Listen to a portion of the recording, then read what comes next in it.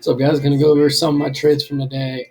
Traded Oxy, traded Apple, Microsoft, and Spy twice. Went 4 for 5 today. It was a pretty good day.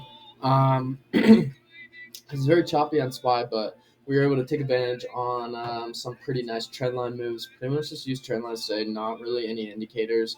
Um, so let's jump right into it. It started off with Oxy. Got really lucky here.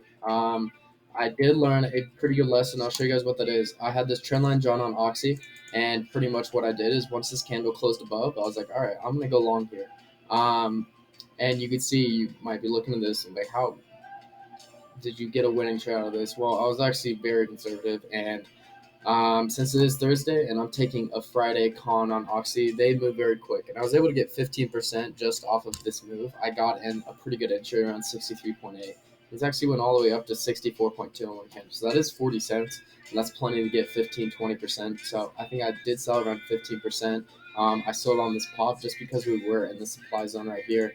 But looking back on it, it was a stupid trade. And so, yeah, it was a winning trade. But would I take it again? No. And I'm going to show you guys if you turn on, I had extended hours on, and once I turn on these actual, I can see that it really did not break this trend line. So that's something for me going forward. I'm going to make sure I'm not going to be drawing these trend lines with extended hours on because it does mess up the actual um, where I would draw my trend lines at. So got away with the green trade there, but definitely should have started the day off red. So we got lucky that I did sell on time just before it started knifing down. So that was the first trade of the day. Second trade of the day was Apple. Felt really confident about this one. We were forming a nice base down here. We broke that low of day, and we had a nice, not really tweezer bottom, but a nice little reversal action right here. And I pretty much had this trend line drawn from um, pre-market, and we broke above right here. Sorry, we rejected right here. On the 3 minute, it was a pretty obvious one. Oh, never mind. Not on the 3 minute. Okay, took this one on the 5 minute, anyways, and pretty much entered this. Once this candle started, I want to say it broke above. Yeah, this candle opened above the trend line, and I went ahead and went long, and I sold, I think, right here. I was targeting this 153 resistance, and it's pretty much 153.08 was top. So got it around the top here just because it was right at my target. That trade worked really well. I think I got around 20% on that. Once again, not really anything flashy, but a small gain that I could take with me and use those to kind of use as what's the word? Confidence for the rest of the day. Third trade of the day was on Microsoft. This was the big winner.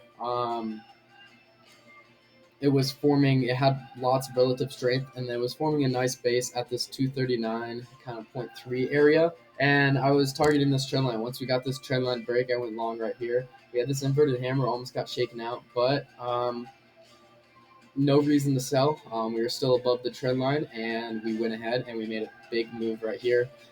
Pretty much sold on the way up and then exited the rest around here.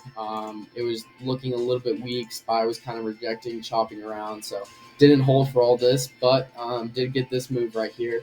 Got a nice, I think I want to say 30% on this. This was a really good trade.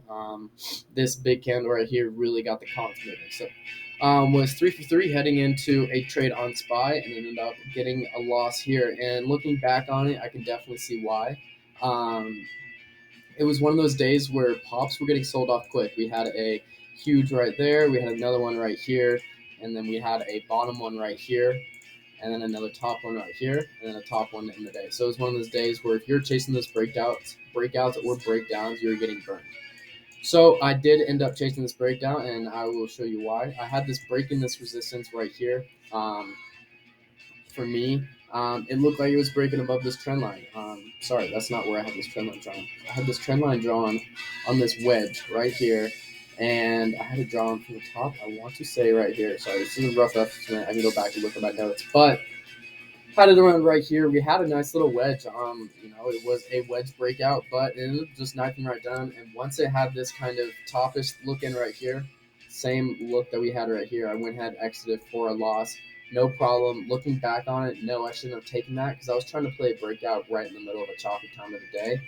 It wasn't in the first couple hours when you get those nice moves, or the last couple hours when you get those nice moves, and I can definitely have done a better job of drawing that trend line better. So took an L on that, but went ahead and right back and actually tried my first SPX 0 day, and that's what I ended the day on. This was a bear flag that I was taking on the 3 minute. Pull up that 3 minute and pull up the 3 minute just because it looked a lot cleaner. I was able to get a better entry on it. We were making these higher highs and we were making these higher lows. So once we went ahead and broke the low, I want to say I entered these SPX around here towards the top of this trend line. And the other confluence right here was Apple. Apple had a nice rising wedge to go short on at the same time. I did expect a little bit of a bigger move just because the fact that we did have a gap down today. So sometimes when we have a gap down, these breakdowns, I'm expecting a little bit more, but we did not get it. And I ended up selling at this, we had this huge supply zone right here. Sorry, demand zone. Sold these cons right at this demand zone, got like 70% on them. It was a 0 day SPX, so they moved quick. That's it for today. I did get lucky. I was going to take this. We had a nice wedge breakdown. And it was one of those things where I was waiting to play the breakout right here, waiting to play the breakout, and that was because I was getting ready to leave. And I got lucky that pretty much once this broke down, once this rejected and was kind of chopped around this area, my only thought was I only want to go long on this. A wedge like this, I'm not, yes, I could have played that breakdown, but with how things were acting today, I stepped away from my computer and I honestly got lucky. And that's it for today. Went 4 for 5. Felt pretty good. Definitely, it was a choppy day. It was a tough day, but was able to take advantage of some nice trendline breaks. So I will be live trading in my Discord tomorrow once again. We did catch some nice moves. I talked through these in my Discord through live chat, and if you would like to join me, it is completely free, and I would love to have you there. Thank you.